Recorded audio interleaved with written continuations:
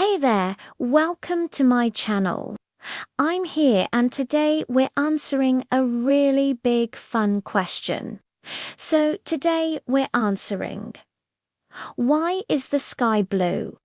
Hey, if you want to ask me a question, you can do it using the link in the description below.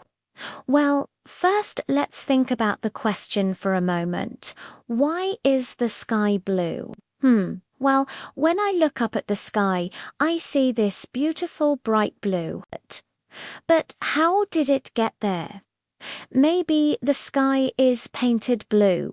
Ooh, or maybe it's a big blue blanket covering the entire world. Those are some great guesses. But now we need to figure out which one's correct. So let's start our investigation. First, let's learn about the sunlight. All of this light coming from the sun may look white, but guess what? It's not just white. It's made up of lots of different colors of light, like a rainbow. And the reason we can see a rainbow after it rains is because raindrops act like tiny prisms. They bend the light just right, splitting the white sunlight into all of its colorful parts. But not all the light coming from the sun makes it to the ground. Some of the light never makes it to our eyes. Let's look at this. As sunlight passes through our atmosphere, it's surrounded by tiny air molecules, and these tiny molecules have an even tinier effect on the sunlight. And that's because our planet is covered in a big invisible blanket called the atmosphere. The atmosphere is a mixture of gases that protects living things on Earth.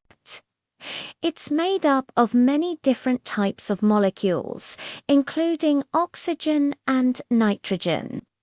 These molecules are super duper tiny, so tiny we can't even see them. If you wanted to see these molecules, you would need a really powerful microscope. So as the sunlight enters the atmosphere, it bumps into tons and tons of tiny air molecules. And every single one of these tiny air molecules is moving around fast. Here comes a molecule. Here's another one.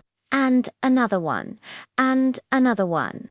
So as the sunlight comes into the atmosphere, it collides with the molecules over and over and over again. When the light hits these molecules, some of the light is absorbed by the molecules and re-emitted in all directions. And since the air molecules are moving so fast, the light gets emitted all over the place. So let's watch this happen to the different colors of light. This is the light from the sun. Watch as the light splits into its colorful parts. As the colors move into the atmosphere, they bump into molecules and get absorbed and re-emitted in all directions. But here's the fun part. Blue light gets bounced around the most. Red, yellow, and green light mostly goes straight through the atmosphere. But blue goes everywhere. Look at all this blue light bouncing around. In fact, blue light is bounced so much that some of it doesn't make it to the ground at all. All of this blue light bouncing around means that no matter where you look in the sky, you see blue, blue, blue. That's why the entire sky looks blue to us during the day. So let's check our understanding. Does the air paint the sky blue, or does blue light bounce around more? Well, if you chose this option, you'd be wrong. The air doesn't paint the sky blue. But what about this option? Does blue light bounce around more? That's right. Blue light bounces around much more than other colors. So our answer to the question is because blue light bounces around more. So now we know why the sky is blue during the day. But what about during sunset? What makes the sky look all red and orange during sunset? Well, let's investigate. As the sun sets, the sun is much lower on the horizon. So the light from the sun has a much longer path to travel before it reaches us. Look at how much farther the light has to travel. That means the light has to travel through much more of the atmosphere. And as the light travels through the atmosphere, all of the blue light gets bounced away. Remember, blue light gets bounced away the easiest. So by the time the light reaches us, most of the blue has been bounced away. So instead, we see the warmer colors like red and orange. Here's a way to remember this. Longer path equals red sky. So if the sunlight has a longer path through the atmosphere, we see red and orange. But if the path is shorter, we see more blue. So now we know why the sky is blue during the day, and we know why we see red and orange during sunset. We've answered the question. Well, it's time for a quick quiz. When you see a bright blue sky tomorrow, will you tell your friends it's S because the air is painting it blue, or because blue light bounces more? Well, if you chose the first option, you'd be wrong.